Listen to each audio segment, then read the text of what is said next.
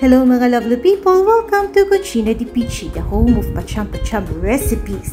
So for today's video, share ko lang po sa inyo itong beef curry. So meron po tayo ditong 1 kilo ng beef. Ayan po, bale naka-slice lang ng parang cubes, ganyan lang po siya kalaki. Tapos meron tayong finely sliced ginger, tapos isang sibuyas, slice, onion, and then 5 cloves na chopped garlic, 1 piece of lime, and then 2 pieces na long chili slice, ganyan lang po. Tapos isang small size ng bell pepper dice. Tapos syempre lalagyan din natin ng sliced carrots and potatoes. Ayan po sila. Ganyan lang yung pagkahiwa. Depende sa inyo ano. Tapos lalagyan ko rin ng aromat or magic syrup. Tapos patis, fish sauce, peanut oil. Tapos ginamit ko is all-purpose cream kasi po naubusan po ako ng coconut milk. So tapos lalagyan natin syempre na curry powder. At saka ayan, so procedure na tayo. Pinainit ko lang yung kasirola, nilagyan ko lang ng oil. Tapos iano lang natin yung gulat-gulatin lang natin yung mga gulay natin. So ngayon po depende sa inyo kung anong gulay gusto niyo pong ilagay. So ito lang pong available sa ref ko, patatas at saka carrots. So ayan, so mga siguro after 3 minutes hinango ko na sila. I-set aside na muna natin. Ang susunod naman natin na gagawin na gugulatin ay yung bell pepper dice natin. Ayan, so konti lang yung maliit ng kalabing-bingit po sinaga. Yung lagi ko sinasabi, hindi po ako natutunawan ng bell pepper, pepperoni, ganyan. So ayan, after gulatin ng 30 seconds, set aside lang din natin yung bell pepper natin. So ang next naman natin gagawin, so ayan na yung mga ano natin, mga gulay na nagulat po, di ba? Hello, bulaga, chart. Kaya yun. So susunod natin na yung karne, yung beef.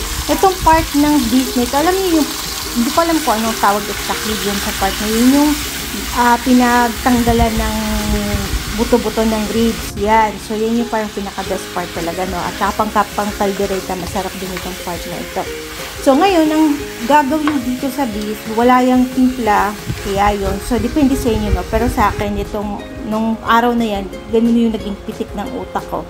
So, hindi naman stir fry, pero ko lang, pinalabas ko lang yan, yung kumukulo na yun, yung katas niya, kasi nga lalo na all purpose rin yung gagamitin ko, masyadong maselan, para hindi mapanis, pinalabas ko yung katas niya hanggang sa nagmantika siya.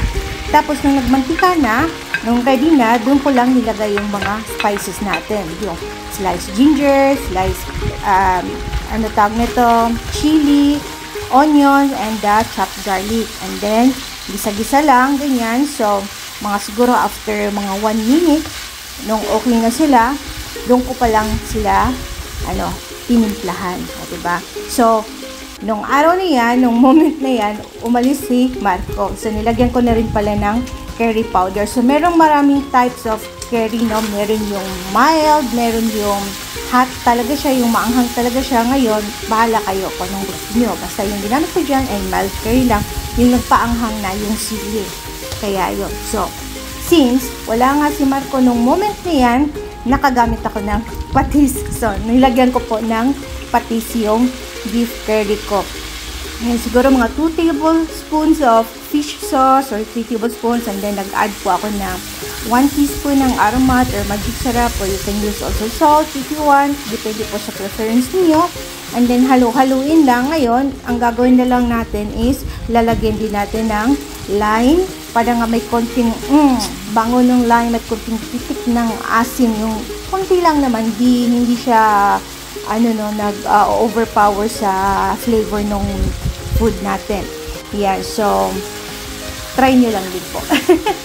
Kaya yun, tapos halo-haluin, and then pagkatapos niyan, ang ang gagawin na lang natin is palalambutin natin ng mabuti yung karne, diba? So naglagay tayo ng warm water, ayan, para mas mabilis kumulo. So kung meron kayong soup stock, kung gusto niyo gamitin yun, mas masarap, kaya yun. So ngayon, check nyo na lang once in a while na ready na yung karne.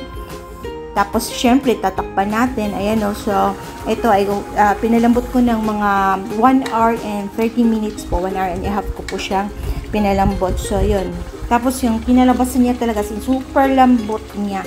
So, yun, mga 15 minutes before ko i-off yung stove, nilagay ko na yung patatas at saka yung carrots, potatoes and carrots, and then naglagay lang ako siguro mga at least 200 ml lang po siguro ng all-purpose cream. Hindi ko po nilagay yan lahat kasi sakto lang talaga yung basta yung maging creamy lang yung sauce ng curry natin. So ayan po. So pinasimmer ko ng mga, tapos tinikman ko medyo kulang ng pitik, so nag-additional ako ng 1 teaspoon of aromat. So ngayon nga, you adjust the taste na lang po according to your preference and according to your taste. So ayan, almost ready na. So mga 2 minutes before talaga totally off yung stove, nilagay ko na rin yung bell pepper green natin. Ayan, so that's it mga lovely people. Napakasimple lang, di ba? Ingredients napakadali lang. So ayan na po yung pinaka-result ng beef curry natin. So I hope po na meron kayong natutunan na naman na kakaunting recipe galing sa akin sa mga patsyam-patsyam recipes natin. And thank you po for watching Tikiman Time. So sa tingin ko super lambot talaga ng karne. Ano rin, asadyo may sakit. Molto tenyo. So, natin. Mabilis. Ayan, lambot na. At saka ako'y nanginginig na sa gutom. Past 4 na ng hapon, ngayon pa lang kami magla-lunch. Kain po tayo.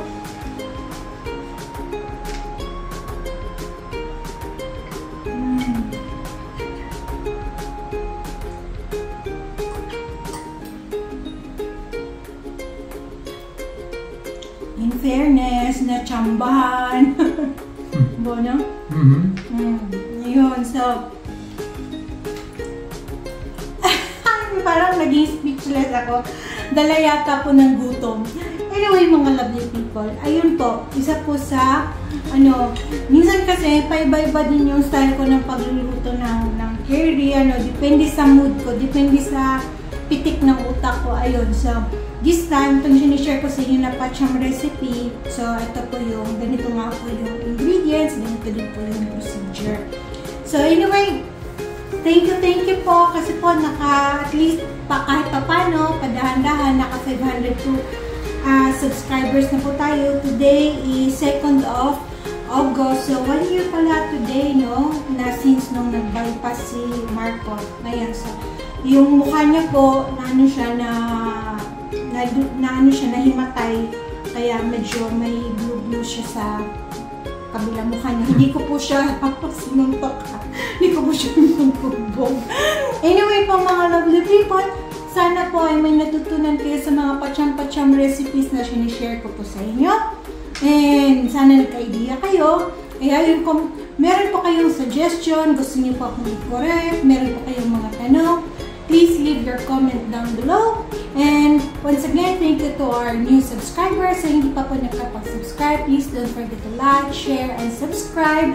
And enjoy! At saka, ingat po kayo palagi dyan. God bless! Hanggang sa susunod po, dito lang sa Cucina di Pichi, the home of Patsyam-Patsyam recipes.